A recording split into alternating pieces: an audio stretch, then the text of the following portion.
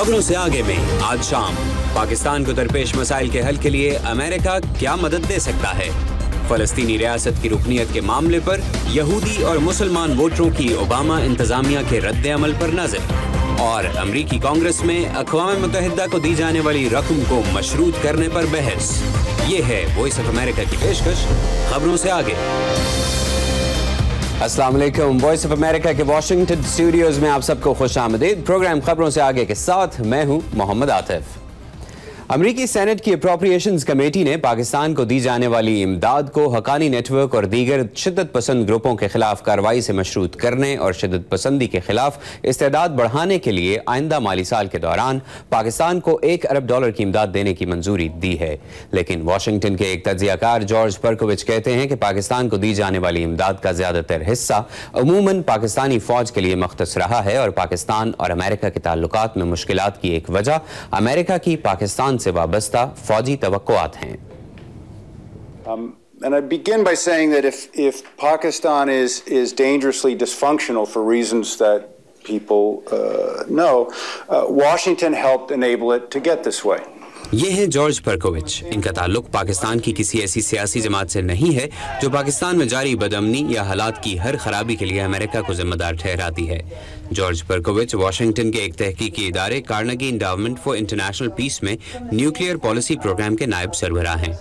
George कहते हैं कि अमेरिका ने पाकिस्तान की मदद उसी वक्त की है जब उसे खित्ते में अपने सिक्योरिटी मफादात के लिए पाकिस्तानी फौज की जरूरत थी। हमने पाकिस्तान के साथ फौजी ताल्लुकात 1950 के अवाइल में शुरू किए। उस वक्त ये मुल्क हमारे लिए रूस के खिलाफ मालूमात इकट्ठी करने के लिए एक प्लेटफॉर्म था।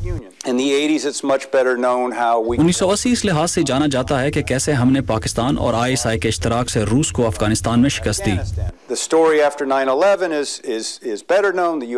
9/11 के वाक़े के बाद अमेरिका वापस पाकिस्तान की तरफ गया और कहा कि आपको ये फैसला करना होगा कि आप हमारे साथ हैं या हमारे खिलाफ। और जनरल मुशर्रफ ने कहा कि ठीक है, हम आपके साथ हैं। इसीलिए उनके मुताबिक इमदाद का बड़ा हिस्सा हमेशा पाकिस्तानी फौज को मिला और इसी हिमायत की वजह से दर हकीकत फौज मुंतखब हुकूमतों के मुकाबले में ज्यादा मजबूत रही। मगर उनका कहना है कि अब ये मानने का वक्त आ चुका है कि ये हिकमत अमली मसाइल का हल नहीं है।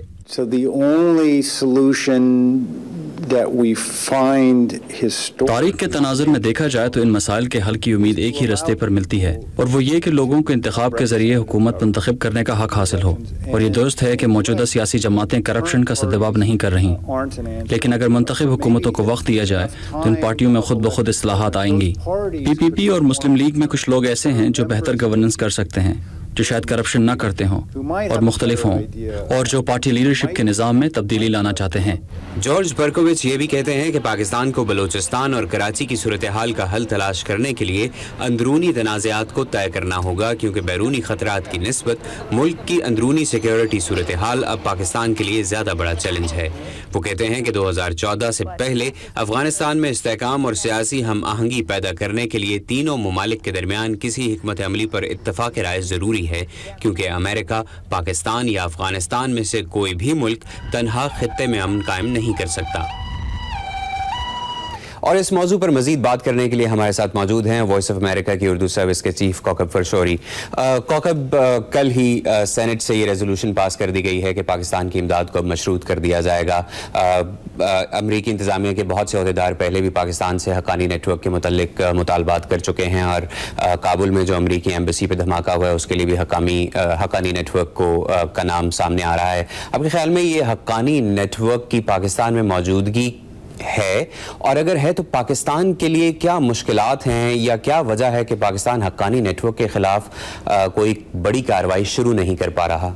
आतिफ, यहाँ पर वाशिंगटन में तो तकरीबन इस बात पर जिसे कहना चाहिए कंसेंसस है कि हक्कानी नेटवर्क ऑपरेट करता है पाकिस्तान से, और जो एक्सपर्ट्स हैं उनका ये कहना है कि कोई भी इंसर्जेंसी, जिस लेवल की इंसर्जेंसी हो रही है अफगानिस्तान में, वो उस वक्त तक सस्टेन नहीं कर सकती जब तक इंसर्जेंट्स को कार्रवाइयाँ करने के बाद एक सेफ हेवन मुहैया ना हो जो कि उस मुल्क से बाहर हो, जहाँ पर के उनके ख़िलाफ़, जैसे कि इतनी बड़ी तादाद में अमरीकी फ़ौजी, नेटो के फ़ौजी वहाँ मौजूद हैं, तो उन्हें एक अलग से एक स्पेस चाहिए होती है, और वो स्पेस उनका कहना है कि पाकिस्तान के कबायली इलाके और मोर स्पेसिफिकली शुमाली वज़ीरिस्तान है। यहाँ पर इस बात पर कंसेंसस है तकरीबन।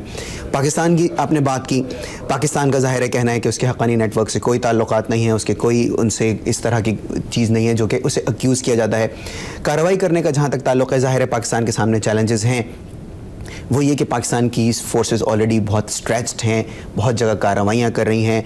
अगर इस किस्म की कार्रवाई दोबारा वहाँ पर भी शुरू होती है तो एक तो स्ट्रेच पाकिस्तान की फ़ौज और हो जाएगी, फिर रिटेलिएशन भी हो सकती है, पाकिस्तान के मेन स्ट्रीम हार्टलैंड में हमले भी हो सकते हैं, बहुत से एक्सपर्ट्स का ये कहना है। तो पाकिस्तान के लिए भी ये डिमांड पूरी करना इतना आसान नहीं है एक्सपर्ट्स के मुताबिक। अब अगर इमदाद मशरूत हो जाती है तो पाकिस्तान के लिए क्या ऑप्शंस होंगे? पाकिस्तान के लिए ज़ाहिर है ये चीज़ जो इमदाद कम करने की या कट करने की जो तलवार है, ये काफ़ी अरसे से लटक रही है। ये फ़र्स्ट टाइम नहीं है, इससे पहले भी इस तरह से चीज़ें हो चुकी हैं, और इसका ज़ाहिर है वाहिद हल यही है कि निगोशिएट करना, बातचीत करना, क्योंकि ना अमेरिका मुकम्मल तौर पर कोई बहुत ही ऐसा अल्टीमेट एक्शन लेने की पोजीशन में है इस वक्त एक्सपर्ट्स के मुताबिक पाकिस्तान के ख़िलाफ़, और ना पाकिस्तान कोई ऐसी पॉलिसी अडॉप्ट कर सकता है, एक्सपर्ट्स ये कहते हैं कि जो कि हम कहें कि जी रोड ब्लॉक बिल्कुल आगे, डेड एंड पर दोनों मुल्क नहीं पहुंचना चाहते। उसके लिए बेहतर ये होगा कि बातचीत की जाए। अच्छा कौकब, जॉर्ज पर्कोविच ने अपनी जो टॉक थी और जो पेपर था उसमें लिखा कि पाकिस्तान की फ़ौज को हमेशा अमेरिका से इमदाद मिली है, और पाकिस्तान के क्राइसिस की एक बड़ी वजह यह है कि सिविलियन इंस्टीट्यूशंस जो हैं वो मजबूत नहीं हो सके। आपके ख्याल में क्या वाकई ये दुरुस्त वजह है? ये ओवरऑल पाकिस्तान का जो एक प्रॉब्लम रहा है ओवर द इयर्स, फौज वर्सेस सिविल सोसाइटी, ये उसका एक कंपोनेंट है।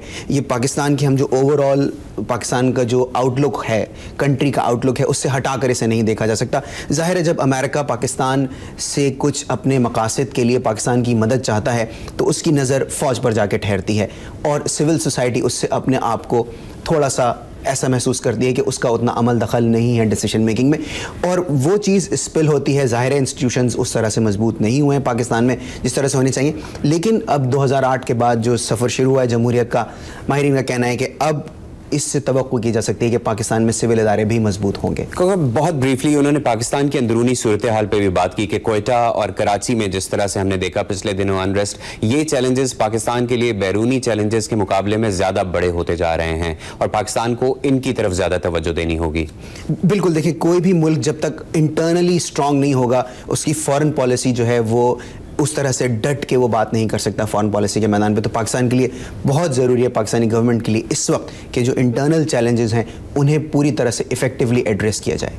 कौकब बहुत शुक्रिया।